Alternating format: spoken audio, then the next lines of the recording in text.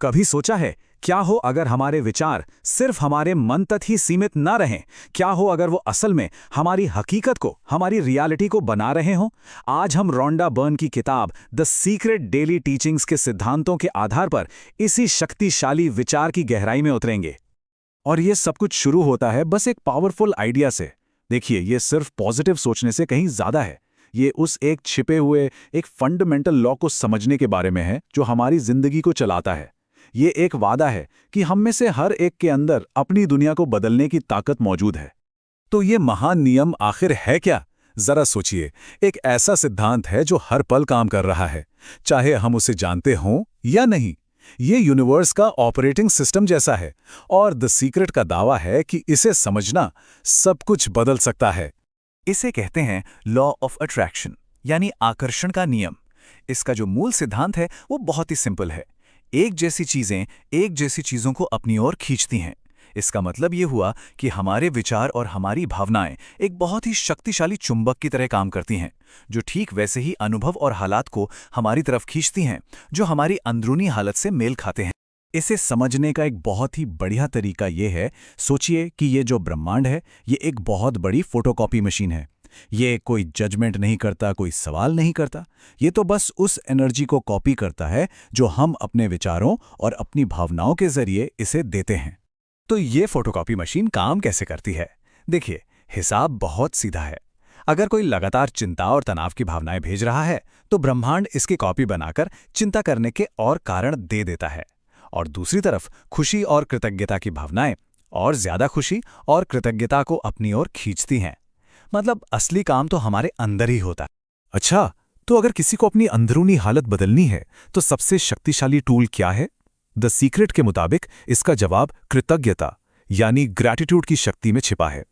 एक ऐसा शब्द है जिसमें हमारी पूरी दुनिया को बदलने की ताकत है। क्या हो सकता है वो शब्द? वो है धन्यवाद। है ना कितना सरल, पर उतना ही गहरा भी। जब इसे ईमानदारी से महसूस किया जाता है और कहा जाता है तो ये हमारी एनर्जी को तुरंत बदल देता है, हमारी सोच को कमी से हटाकर प्रचुरता की ओर ले जाता है। तो इसे प्रैक्टिस में कैसे लाया जाए? यहाँ एक बहुत पावरफुल तरीका बताया गया है। हर दिन 100 ऐसी चीजें लिखने की कमिटमेंट करना जिनके लिए कोई शुक्रगुजार है। हाँ, सुनने में ये बहुत ज्यादा लग सकता है, लेकिन आइडिया ये है कि अपने दिमाग को अच्छाई खोजने के लिए ट्रेन किया जाए। और ये सिर्फ लिखने के बारे में नहीं है।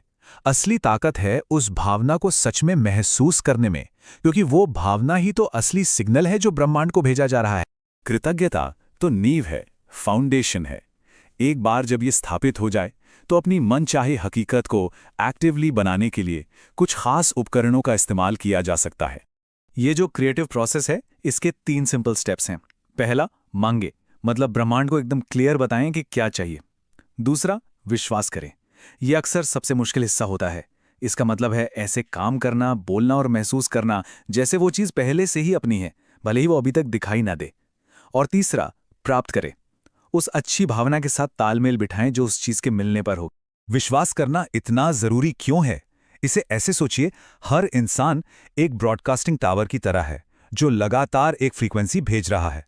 अगर किसी को अपनी मनचाही चीज चाहिए तो उसे उस फ्रीक्वेंसी पर प्रसारण करना होगा, जैसे कि वो चीज उसके पास पहले से ही है। तभी तो ब्रह्मांड उस सिग्नल को पकड़ पाएगा और उसे वापस भेज पाएगा। विजुअलाइजेशन इस प्रसारण को और मजबूत करने का एक जबरदस्त तरीका है, लेकिन इससे असरदार तरीके से करने के कुछ तरीके हैं। देखिए, तस्वीर स्थिर नहीं होनी चाहिए, उसे एक फिल्म की तरह चलना चाहिए। खुद को दर्शक के रूप में नहीं, बल्कि उस एक्शन में एक प्रतिभागी के रूप में देखना चाहिए। इसमें जितनी ज्यादा इंद्रियों को शामिल किया जाएगा, ये उतना ही असली महसूस होगा और सिग्नल भी उतना ही मजबूत होगा। ये सारी बातें हमें एक आखिरी और बहुत ही सशक्त बनाने वाले विचार की ओर ले जाती हैं। ये सिर्फ बैठ के इच्छा करने के बारे में नहीं है, बल्कि अपनी जिंदगी की दिशा को एक्टिवली चलाने के बारे में है। मनोवैज्ञानिक विलियम जेम्स ने इसे बड़ी खूबसूरती से कहा है, असली बदलाव अंदर से शुरू होता है। जब हम अपने मन के नजरिए को बदलते हैं तो बाहरी दुनिया को भी बदलना ही पड़ता है। ये आखिरी रूपक सब कुछ एक साथ जोड़ देता है। अगर शरीर एक जहाज है और मन इंजन है, तो हर व्यक्ति अपने जहाज का कप्तान है। इंजन शक्तिशाली है, लेकिन कप्तान के बिना जो उसे दिशा दे वो तो बस यूं ही बहता रहेगा। हमारे विचार और इरादे ही वो दिशा प्रदान करते हैं। आखिर में पूरी बात बस इस पर आ जाती है, हमारी बाहरी दुनिया सिर्फ एक प्रतिबिंब है। ये एक आईना है जो हमें दिखाता है कि हमारी अंदरूनी दुनिया में क्या चल रहा है। अगर किसी को बाहर जो दिख रहा है वो पसंद नहीं है, तो उपाय आईने को बदलने की कोशिश करना नहीं है। उपाय है प्रतिबिंब को बदलना, यानी खुद को बदलना। तो हम इस आखिरी विचार के साथ इस चर्चा को समाप्त करते हैं। ये जानना कि जीवन हमारी अंदरूनी स्थिति का एक आईना है, एक अविश्वसनीय शक्ति है। अब सवाल ये नहीं है कि जीवन हमारे लिए क्या लाएगा, बल्कि ये है कि हम जीवन से क्या प्रतिबिंबित करने के लिए कहेंगे। चुनाव हर पल, हर विचार के साथ हमारा है।